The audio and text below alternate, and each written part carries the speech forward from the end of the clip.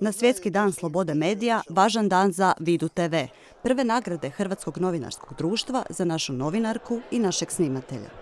A nagradu Marija Jurić-Zagorka za televizijsko novinarstvo dobiva novinarka Vide Nikolina Zavišić.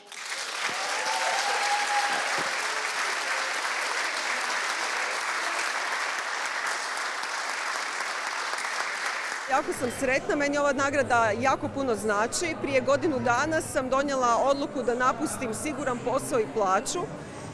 Radila sam godinama kao reporterka u televizijskim redakcijama, formate poput vijesti, live-ova, kratkih reportaža, to su formati od 2-3 minute i nakon godina i godina iskustva i znanja, stjecanja znanja, postala sam sve svjesnija koliko je toga ostalo izvan te 2-3 minute skrivenog.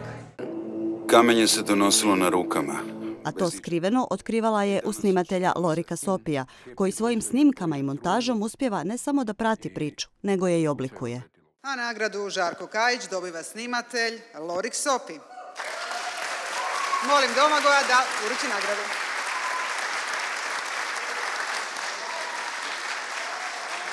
Da, sretan sam.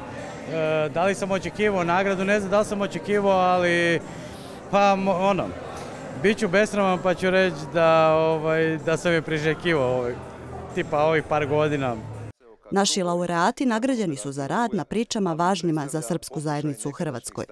Od pokušaja povratka stanovnika stradalog zaseoka Grubori u svoje domove, preko potresnih svjedočanstava o miniranju srpskih kuća 90-ih u Bjelovaru, pa sve do istraživanja o sustavnom negiranju postojanja ustaškog logora Slana na otoku Pagu. Većina tih priča objavljena je upravo u emisiji Paragraf.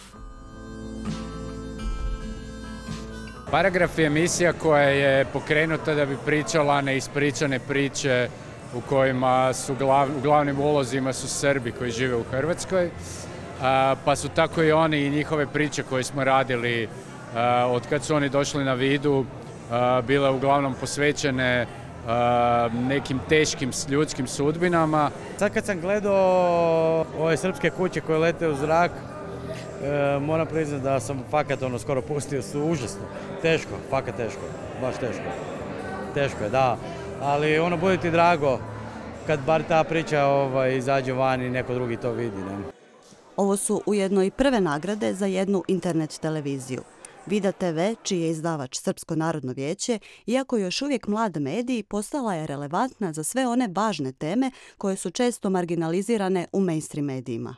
Vida ima neke specifičnosti, pionir je u ovoj nekoj medijskoj platformi internetskih televizija i to je nešto što mi još modeliramo i razvijamo. Sad smo prisutni na društvenim mrežama, ali kreiramo i neki svoj portal, tako da drago nam je da program ima publiku i da iz te publike mi imamo signal da je bitno to što radimo.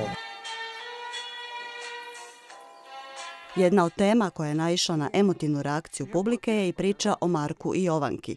Priča o životu, ljubavi i usamljenosti na koju je Nikolina iznimno ponosna, baš kao i na prve Vidine nagrade. Jako mi je drago da Lorik Sopi i ja donosimo Vidi prve nagrade. Zbog toga što na taj način imam osjećaj, pokazujemo zahvalnost za priliku koju nam je Vida dala i što nam je omogućilo ono što sam rekla u govoru, taj najvažniji resurs koji je bitan svakom novinaru, a to je nekakvo vrijeme da se napravi i istraži kvalitetna priča.